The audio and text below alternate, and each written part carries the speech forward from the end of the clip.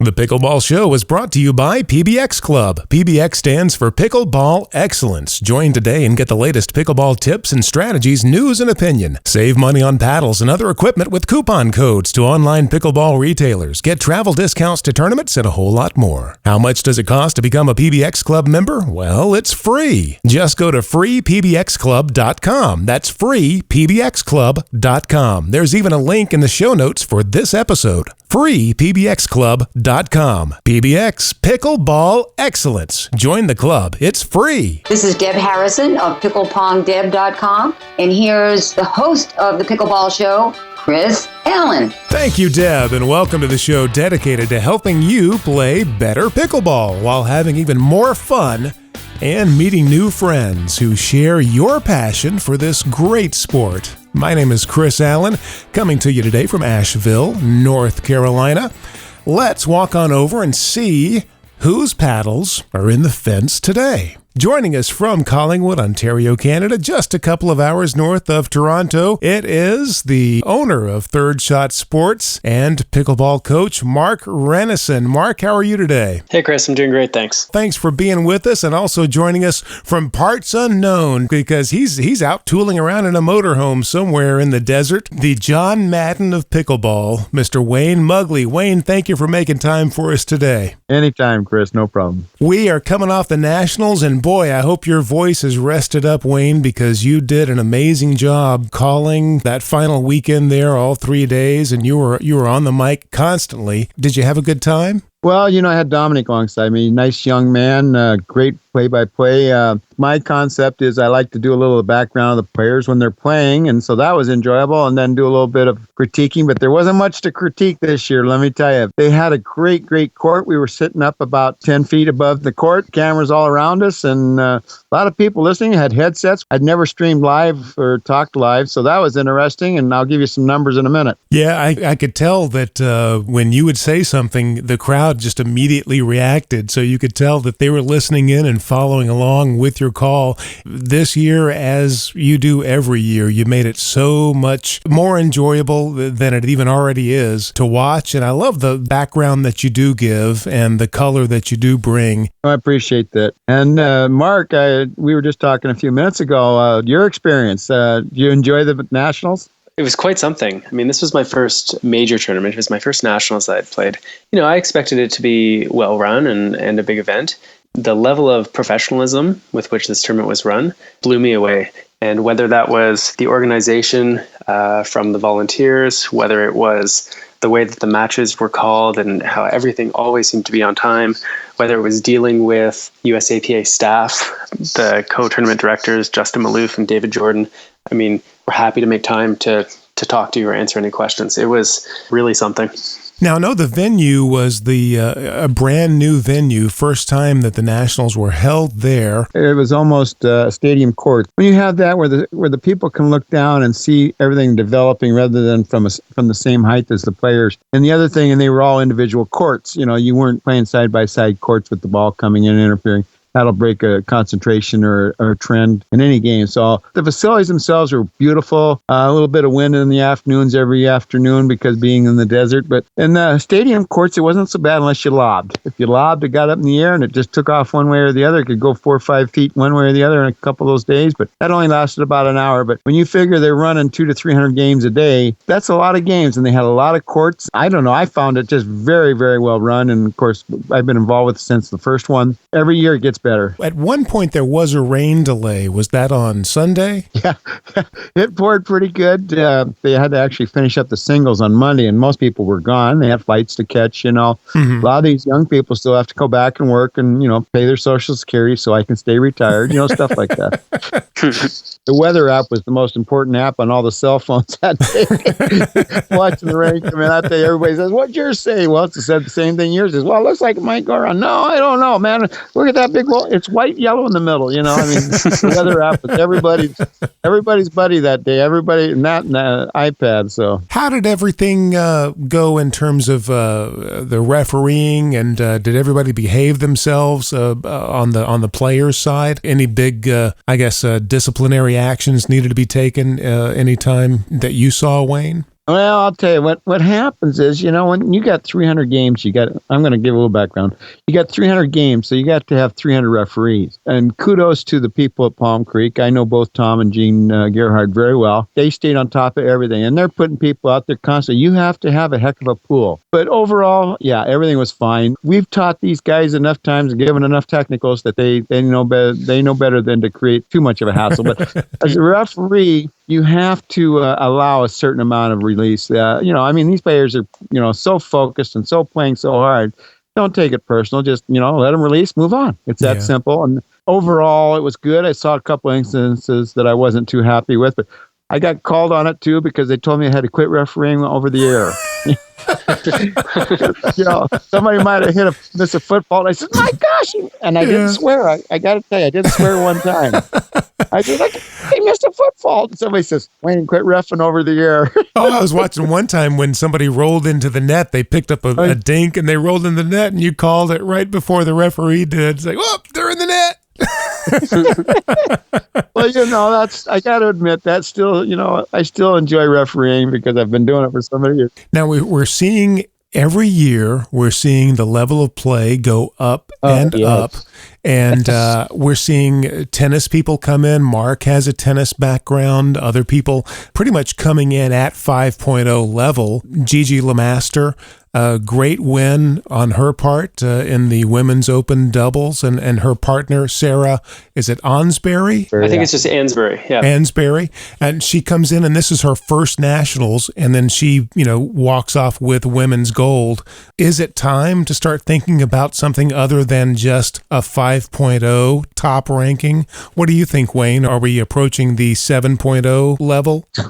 Well, probably. My personal feeling is, of course, you got to go higher. I mean, the players are coming in. You mentioned just those two. I can give you 7 players this year came out of nowhere and top-notch players. Probably the strongest player in all of pickleball on the female side was Simone Jardine. Mm-hmm. I haven't seen that much. This is the first year I've seen a lot of two-handed backhands from the females. Unbelievable, the hand speed. You have to have tremendous hand speed to do that two-handed backhand. And these, Simone came out of Michigan State University. She's the tennis coach there. And so I asked her, I says, you're going to come over to the dark side? She says, well, I use pickleball to go out, and that's my night out. She says, I can't give up tennis. It's my job. Well, yes. In answer to your first question, we need to go higher ratings. A 5.0 player over 50 cannot compete with a 5.0 player under 50. It just doesn't work that way.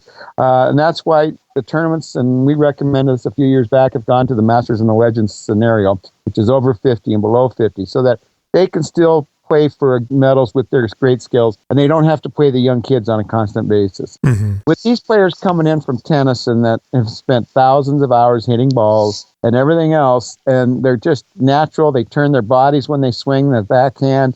They're not planting up at the front line. They're the biggest problem they have is learning the strategies at the beginning, but that takes 2 months, 3 months at their level because they've probably practiced for tennis for all those years. And I do enjoy seeing them come over to the dark side, by the way. But anyway, you do have to have a higher rating now. You can't just put everybody in the 5.0. The 5.0s have 5 different levels in the 5.0s too.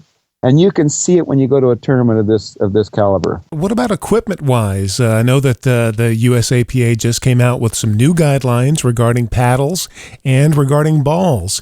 And one of the balls we've been talking about here on the show for the past few months, the darker green Pickleball Now ball, that has been disallowed. The Onyx Pure ball, the yellow ball that we've been talking about recently, that has been approved now. It's able to be used in USAPA sanctioned tournaments now. What are you seeing in terms of equipment? And also with paddles, I know that there's some updated guidelines regarding the surfaces, and maybe you can have a little bit more of a rougher surface now, which is going to increase spin. And Mark, you were talking earlier about amazing top spin on some balls that were coming your way when you were playing. One of the nice things about traveling to a tournament like this is having the opportunity to test out a bunch of the different paddles, right? A lot of the manufacturers are there. They have demos. And so on off days, you're encouraged to go out and try some of the different equipment. I have to say, that was one of the biggest surprises to me was with some of the new paddles coming out, how much spin you could start to generate. It was interesting to see, the paddles that were out there that people seemed most interested to use. The Engage pickleball paddles, that's Rob Elliott's company out of Florida. You saw a lot of the top players using those. And those, when you rub your hand against it, you can feel that it has some texture to it compared to some of the smoother ones. What about you, Wayne? Did you get a chance to try out any of the new paddles or the new balls that are coming out? I have, but not at that tournament. The new paddles, like any sport that's growing, there's growing pains. I agree totally with Mark saying they're pushing the edge right now as the rules as they are. And a lot of it stemmed from a few years ago when we started getting involved with noise levels. Mm-hmm. That's what started this down the road technology. Now you have some bigger sponsors coming in with Escalade getting Pickleball Now and Onyx. They brought in a big ton of money. Let's face it, money came in. And so now the equipment has to match it. You got Wilson starting to get involved. You're going to have big names, big money, big development. It's a growing pain of a new sport that's going to expand even more. Well, and I like the USAPA's stance on it in that we're going to change the rules and interpret the rules in whatever way we feel protects the integrity of the game as it was originally intended. Right on. And that was probably one of the reasons for putting the kibosh on the dark green Pickleball Now ball, because people were saying it's too lively, it bounces too high, it's taken away my soft game, it turns it more into a power game. And I think that, I don't have any testimony to back it up, but I think that may be the reason why they said, nope, it's out of here. Mm-hmm. That was my first reaction to hitting the balls, exactly as you stated. When I hit the balls at Brigham City, and I didn't say anything because they're still, they're still trying to figure out what's legal, what isn't legal. I go back to the days they used to take the pickleballs, half of them, and meld them together, and they were so hard that they'd take your knuckles off.